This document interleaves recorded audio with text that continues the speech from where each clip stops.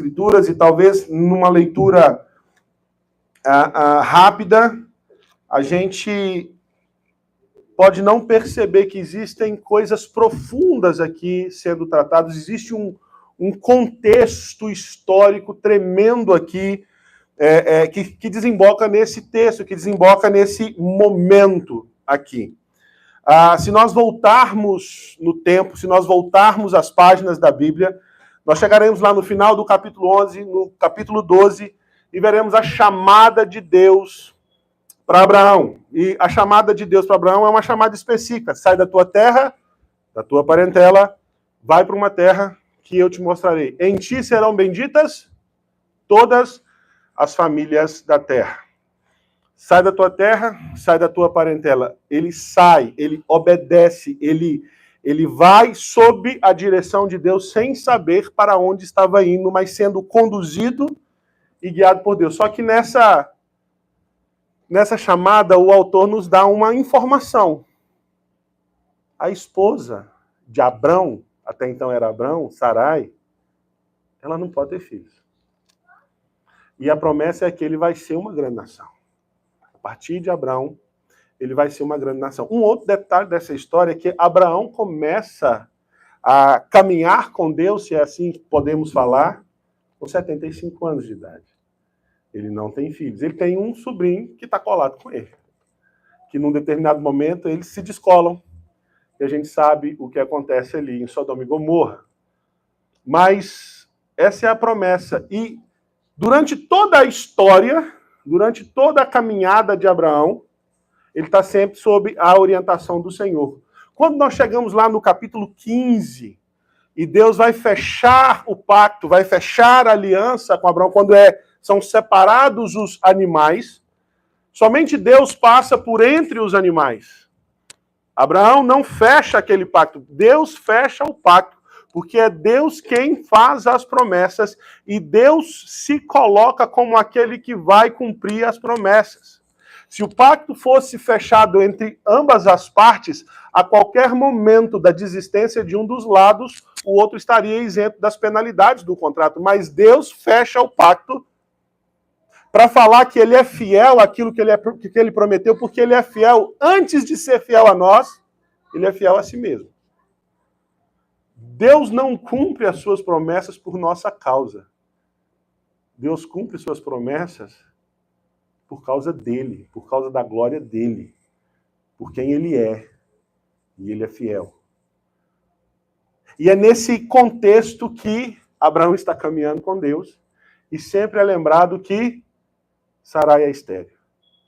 Até que Abraão, ele chega num determinado momento e conversando com a sua esposa, a esposa tem uma grande ideia. Eu não vou conseguir te dar filhos. Abraão aqui agora já está com cerca de 85, 86 anos, se não me engano. Então, Sarai pensa assim, eu vou pegar uma das minhas servas, isso era uma coisa cultural daquela época, não aprovada pela Bíblia, mas era uma prática cultural daquele contexto, onde as donas das escravas podiam dar as suas escravas aos maridos para que tivessem filhos, e quando a escrava ia ter o parto, ela tinha o parto no colo da senhora, para o filho ser abraçado pela senhora e ser filho da senhora. Isso não acontece com Agar.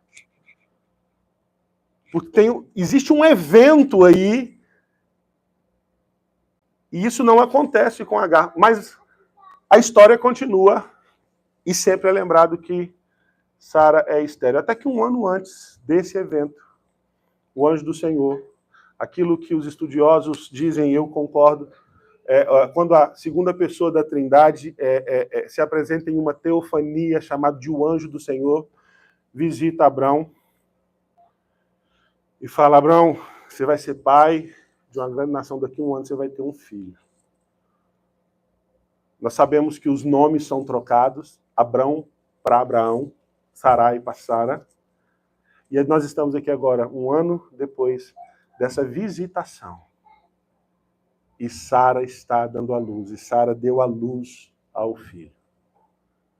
O texto continua falando que foi um motivo de muita alegria. Quando Deus fala isso para Abraão, é Abraão quem ri primeiro. Depois é Sara quem está rindo agora. E Isaac significa isso, sorriso, riso. É aquele que trouxe riso para a vida daquele casal, aquele velho casal, que estava andando pelo deserto, sendo direcionado por Deus, sendo abraçado por Deus, sendo tratado pela graça de Deus, e agora eles estão celebrando a chegada do filho deles. Mas a gente sabe que tem um outro filho. Existe Ismael nessa jogada.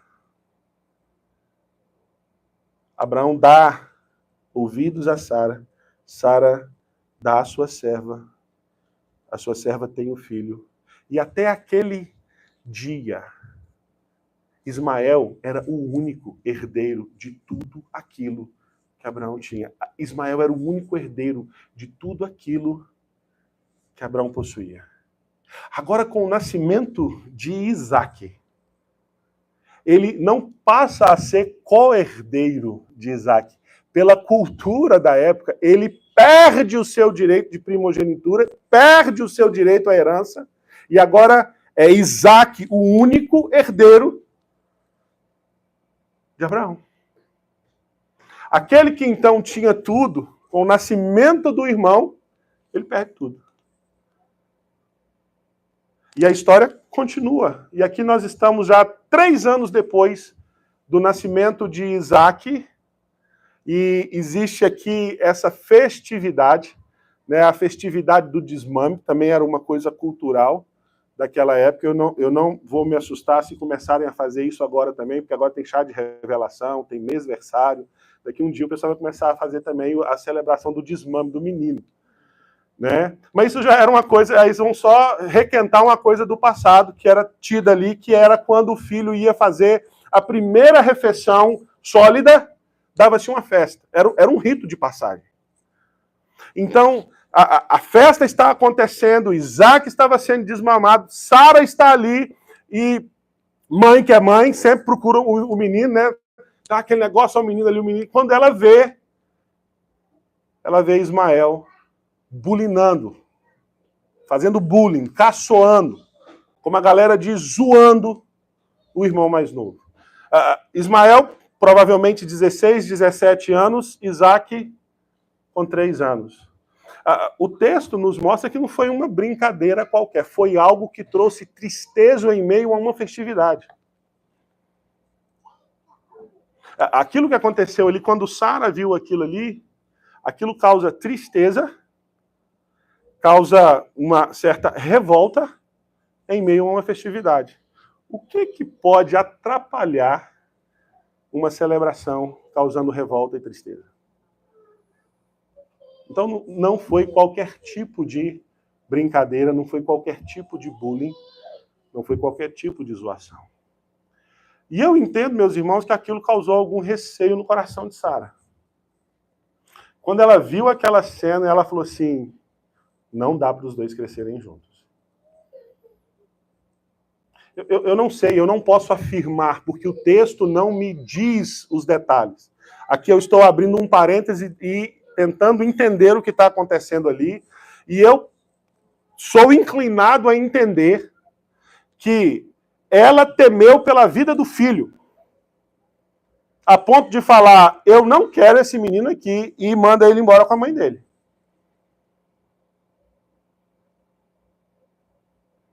Aquilo pesou no coração de Abraão, porque era filho dele. Mas Abraão chega a Deus, e Deus fala para Abraão, faz o que a tua mulher está falando. E aqui nós temos que lembrar da história da salvação, nós temos que lembrar daquilo que Deus está fazendo. Abraão faz parte do plano de Deus para a redenção da humanidade. E se nós lembrarmos do que o apóstolo Paulo fala em Gálatas, no capítulo 4, Paulo faz uma comparação do povo livre e do povo que é escravo, chamando o povo livre de filhos de Sara e chamando o povo escravo de filhos de Agar. Deus sim tem o seu povo, em meio aos perdidos, em meio aos que estão condenados, Deus tem o seu povo. E se você olhar teologicamente, aqui Deus está preservando o seu povo, está preservando a raiz daquele povo que é chamado para ser bênção.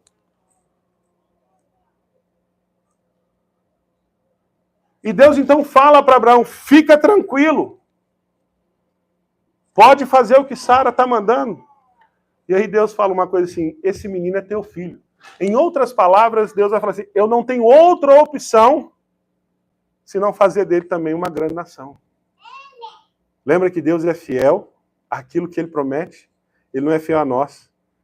Ele é fiel àquilo que ele disse. Ainda que Ismael tenha sido concebido não dentro dos propósitos de Deus, ou dentro daquilo que era o ideal de Deus para a vida de Abraão, era filho de Abraão. Eu sou levado a entender que Deus sendo fiel e não podendo negar a si mesmo a sua essência, o seu ser, e aquilo que ele diz, ele não é alguém que se arrepende do que diz e volta para trás. A gente tem que tomar cuidado com as duas vezes que a Bíblia fala que Deus mudou de ideia, né? Isso é uma coisa que dá uma explicação, quando fala que Deus arrependeu de ter feito o homem, né? Aquilo ali não quer dizer um arrependimento, que Deus cometi um erro. Aquilo é uma maneira para facilitar o nosso entendimento. Se não me engano, é um antropopatismo. Sentimentos humanos sendo atribuídos a Deus.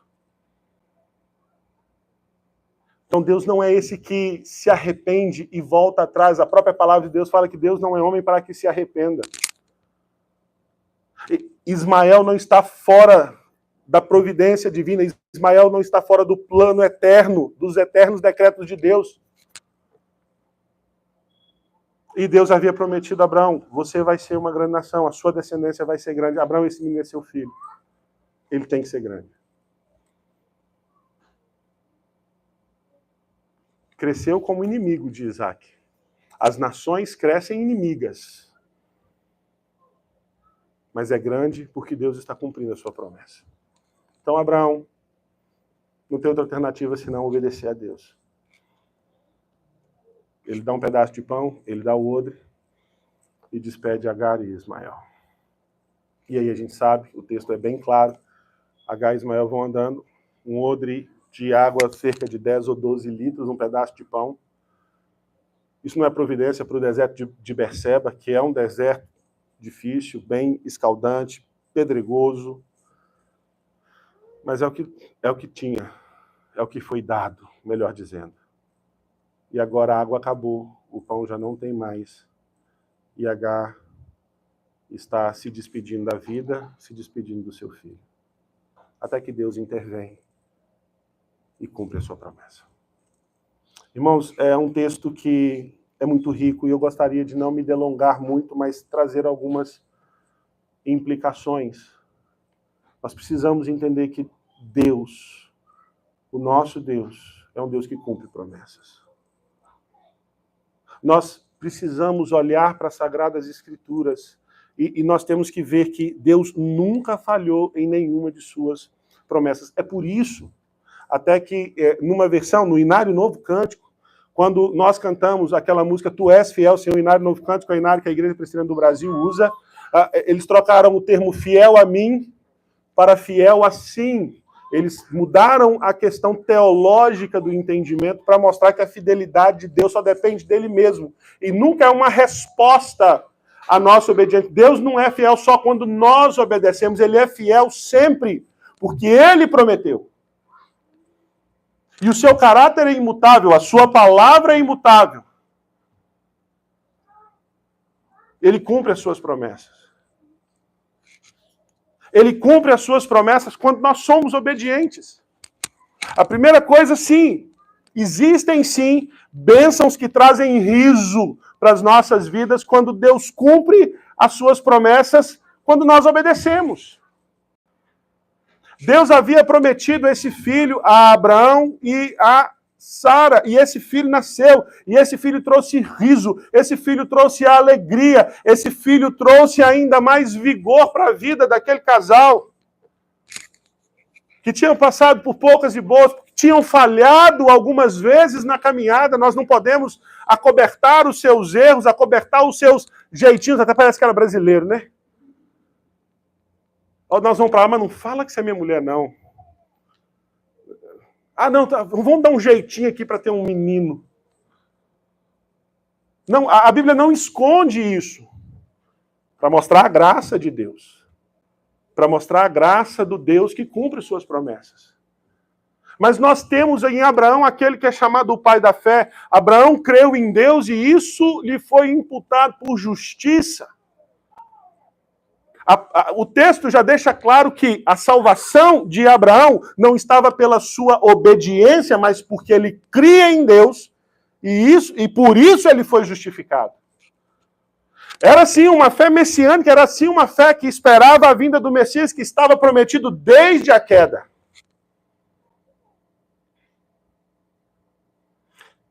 Deus cumpre as suas promessas.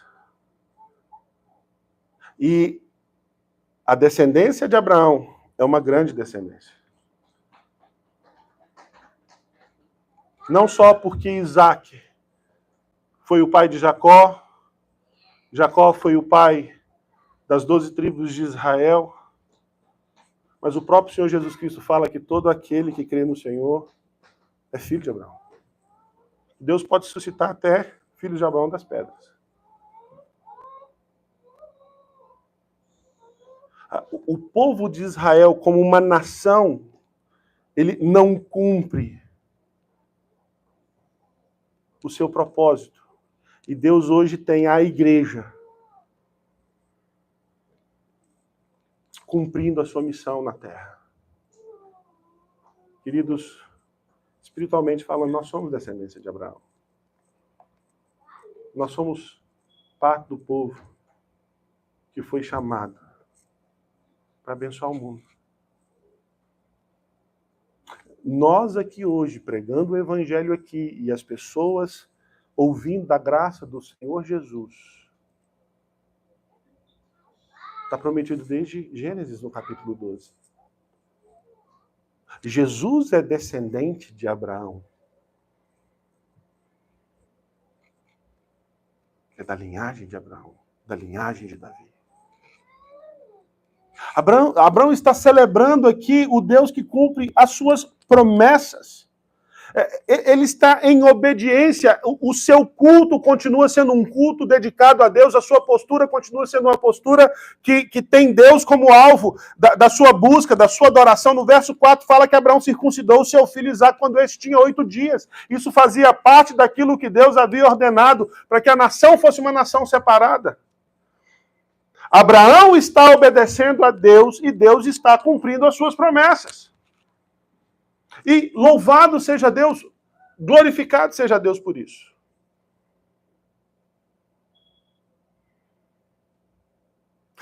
A primeira parte desse texto que fala do nascimento de Isaac mostra o Deus que está falando para Abraão aqui. Chegou o tempo de você começar a ver essa promessa sendo cumprida.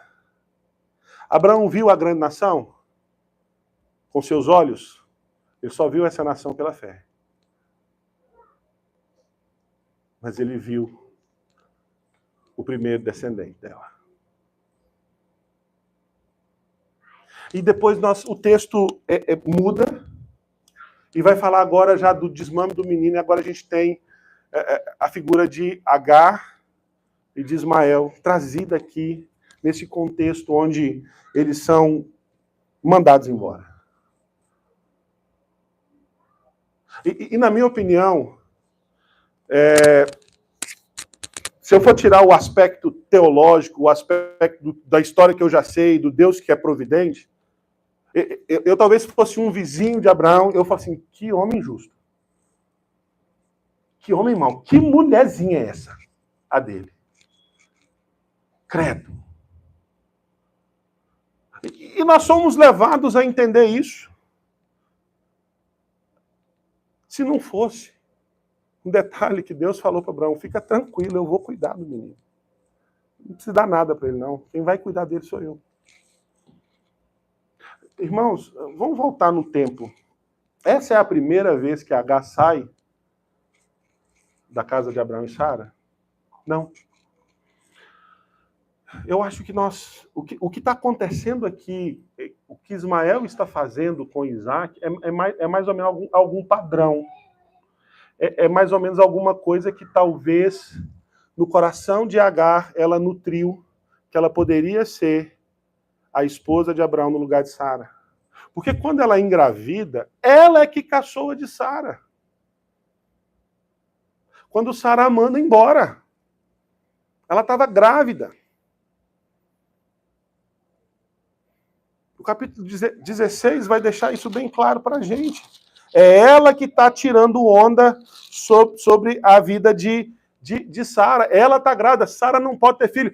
Eu me lembro da história de Ana e de Penina. Ana não podia ter filhos e Penina tinha filhos e uma ficava lá falando, zombetando da outra. Eucana amava mais Ana, tentava cobrir esse negócio, né? Às vezes ele chegava assim, será que eu não sou mais para você do que 10 filhos? Não, não é, pai. O apóstolo Paulo vai falar que um dos ministérios da mulher, que é tido lá desde a ordem criacional, é de ter filhos. O crescer e multiplicar depende de que a mulher seja mãe de muitos filhos. E, principalmente naquela época, quanto mais filhos se tinha, mais a mulher era tida como virtuosa, mais era uma mulher abençoada. Ana não tinha nenhum. Penina tinha uma penca. E ela... Só que Ana foi falar com o Senhor. Olha, o contexto histórico era esse. E aqui nós estamos vendo que Agar está caçoando de Sara. Agar está tirando onda, vamos colocar assim, bulinando, vamos colocar assim, Sara. Sara não aguenta aquilo. Sara é a senhora, a outra é a escrava. Não vamos entrar no método de discutir escravidão aqui agora, não. Mas, como já diz a sábia poetisa do Nordeste brasileiro, ado a ado, cada um no seu quadrado. E ela chega para Abraão e fala, julga entre mim e ti, eu quero essa mulher fora de casa. E essa mulher some. Ela foge. E o que acontece no capítulo 16? Vamos lá, volta a sua Bíblia no verso 16 aí, fazendo favor. Do capítulo 16, verso 6.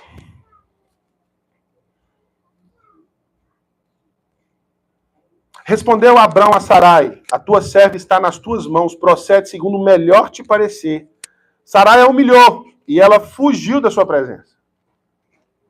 Uma estava zoando a outra, Sara foi lá e falou, Abraão, se você não intervir, Abraão. Aí Abraão falou, vai lá e faz o que você quiser. Aí a Sara começou a... E ela fugiu. Tendo achado o anjo do Senhor junto a uma fonte de água no deserto, junto à fonte do caminho de sul, disse-lhe, Agar, serva de Sarai, de onde vens e para onde vais? Ela respondeu, fujo da presença de Sarai, minha senhora. Então lhe disse o anjo do Senhor, volta para a tua senhora e humilha-te sob tuas mãos. Disse-lhe mais o anjo do Senhor, multiplicarei sobre... Quem está falando? O anjo do Senhor. Multiplicarei sobremodo a tua descendência, que por numerosa não será contada. Agora no capítulo 21, está Sara a um tiro de flecha do seu filho, cerca de 100, 150 metros, chorando desesperada, porque o filho vai morrer e ela vai morrer. Aí o anjo do Senhor aparece e pergunta para ela assim, Agar, o que você tem? Qual é a resposta?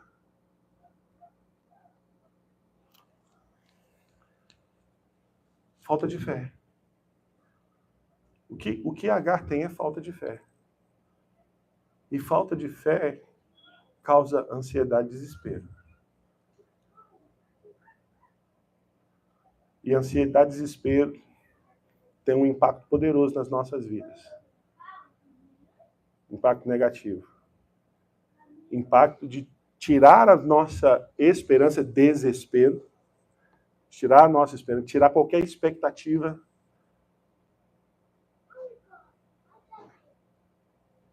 de solução, de saída, de resolução. O que você tem, H? O que H tem é falta de fé.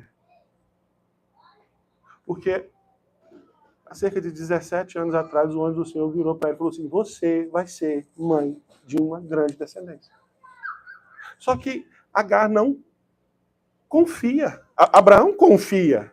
Mesmo tendo errado, depois do Deus visita e fala: não é esse o menino, eu vou te dar outro. E Abraão continua confiando. Mas Agar não confia. Agar está ali se preparando para morrer, se preparando para dar tchau à existência.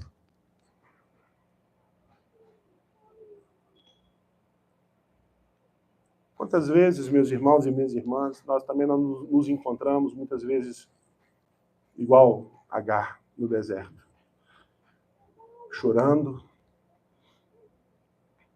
sem esperanças, não vendo uma luz no fim do túnel e nos esquecendo que em Cristo Jesus existem promessas sobre nossas vidas. Eu não estou falando de qualquer promessa, nem daquelas promessas que são inventadas em púlpitos por aí. Mas promessas de que sim, nós teríamos aflição no mundo, mas podíamos ter bom ânimo porque ele venceu o mundo. Promessas que dizem que Deus estará conosco e ele é a fonte da nossa alegria. Um detalhe, alegria no Novo Testamento é um mandamento. Alegrai-vos no Senhor, outra vez digo, alegrai-vos. Alegrai-vos no Senhor. Em outras palavras, o que nós precisamos entender é que a nossa esperança, a nossa força, o nosso consolo, o que de fato traz vida, abundância para nós, não está naquilo que nós conseguimos conquistar nesse mundo, mas está naquele que é o nosso Senhor e o nosso Salvador. Mas muitas vezes, nesse parêntese que eu estou abrindo aqui, nós estamos como Agar, desconfiados de que Deus não vai cuidar da gente. Quando o Senhor Jesus Cristo nos ensina a oração do Pai Nosso, logo ao final, ali no Sermão do Monte, estou confundindo, logo ali ao final, ele vai falar o seguinte: basta ao dia o seu próprio mal. Por que eu peço o pão de cada dia? Eu não posso preocupar com o pão de amanhã. Deus cuida do de hoje. Quando o Senhor Jesus Cristo vai nos ensinar sobre ansiedade, ele vai pedir para a gente olhar para os lírios do campo, uma flor, uma planta, e vai falar: essas plantas são cuidadas por Deus. E elas são mais belas do que Salomão em todo o seu esplendor. Se Deus cuida assim dessas plantinhas, será que ele não vai cuidar da descendência dele? Será que nós não estamos nos esquecendo que o apóstolo Paulo nos ensina que todas as coisas cooperam para o bem daqueles que amam a Deus, inclusive as coisas difíceis, inclusive as aflições?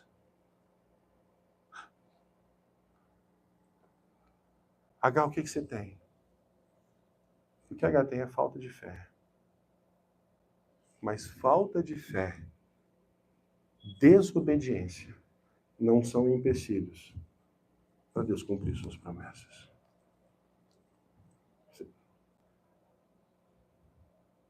H, levanta. O texto vai falar aqui que os olhos de H se abrem. Queridos, alguns estudiosos entendem que o poço ali foi um milagre. Eu não tenho nada para discordar deles, mas eu tenho uma opinião contrária. Você já teve aqueles tempos que você está muito apreensivo, nervoso, procurando uma coisa e não acha, aí vai alguém calminho lá e fala: aqui, ó. Já passou por isso? Eu passo sempre por isso quando eu estou procurando a chave do carro e estou atrasado. Aí chega a Juliana, ou o Davi, ou o Tito: aqui a chave em cima da mesa, pai. Eu tinha procurado em cima da mesa umas 14 vezes. Gente, mas aquela angústia, aquele desespero, pode ter cegado a mulher. Ela já não estava vendo esperança em lugar nenhum e talvez nem procurou mais. O texto não fala que Deus abriu um poço. O texto fala que Deus abriu os olhos dela. Eu não posso falar que os meus colegas estudiosos estão equivocados, mas eu acho que o que Deus faz aqui não é um milagre em si, mas talvez só pegou a cabecinha dela e falou assim, ó, ali, ó. Água ali, ó. Porque o texto vai falar que os olhos dela se abriram. Abrindo-lhe Deus os olhos, viu ela um poço de água. Aí ela encheu o odre de água, se aprumou, catou o menino e cuidou daquele menino. Só que ela não conduz o menino segundo a vontade de Deus. E eu tenho a entender que aquela mulher guardou um rancor tão grande que nem a intervenção de Deus pôde mudar o coração dela, porque eu não sei te explicar. Mas ela casa aquele menino com um egípcio, uma nação inimiga.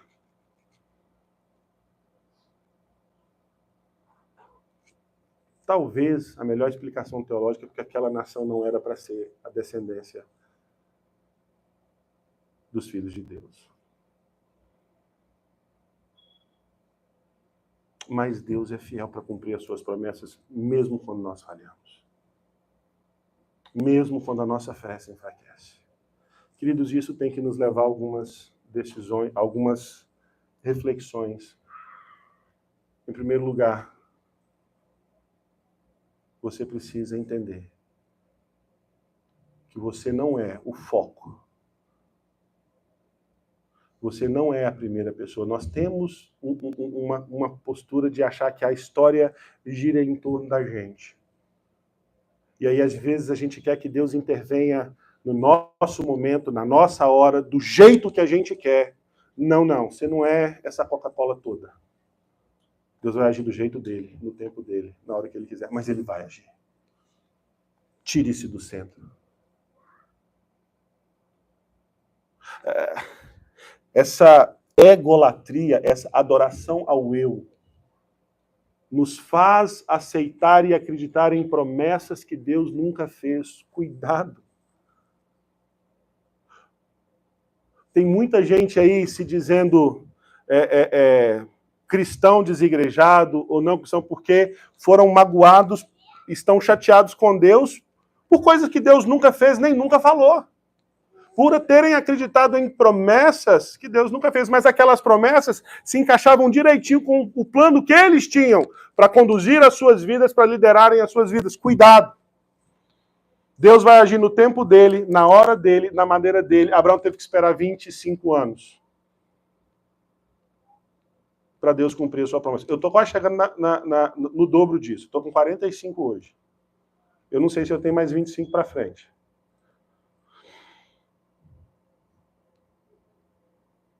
Mas vai ser no tempo de Deus, na hora de Deus. Tire-se do trono.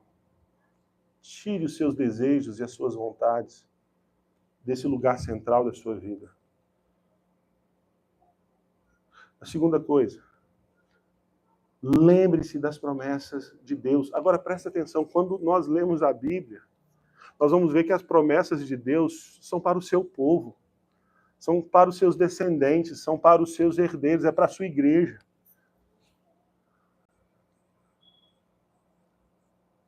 O que Deus está fazendo aqui não é cumprindo as expectativas de Abraão. O que Deus está fazendo aqui é cumprindo o seu plano eterno.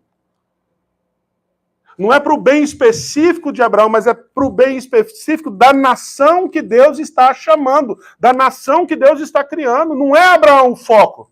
Abraão é um instrumento que Deus está usando. Abraão não chega num determinado momento e fala assim, Deus vai precisar de mim agora. Deus, eu estou à sua disposição. Não, é Deus que chega para Abraão e fala assim, eu vou te usar. Sai da tua terra, sai de tudo que você gosta, sai de toda a sua cultura, que você vai para um lugar que nós vamos começar tudo de novo. A cultura nova, o negócio errado. O negócio não errado, mas certo. Direcionado para que o meu plano se cumpra. Para que a redenção aconteça. Para que a minha graça seja manifesta para aqueles que são os eleitos de Deus. Então, às vezes, a gente começa a olhar a Bíblia procurando... Lembra a caixinha de promessa? Quem já viu uma caixinha de promessa? Você já viu algum versículo na caixinha de promessa assim: se você me desobedecer, eu visitarei a sua descendência até a quarta geração? Não é uma promessa? Não é uma promessa? No mundo tereis aflições, mas tende bom ânimo, eu venci o mundo. Você já viu alguém orando assim: Deus, eu queria minha cota de aflição hoje? É claro, eu também não vou fazer essa oração nunca. Mas eu acho que vocês entenderam o que eu estou falando. Eu nunca vi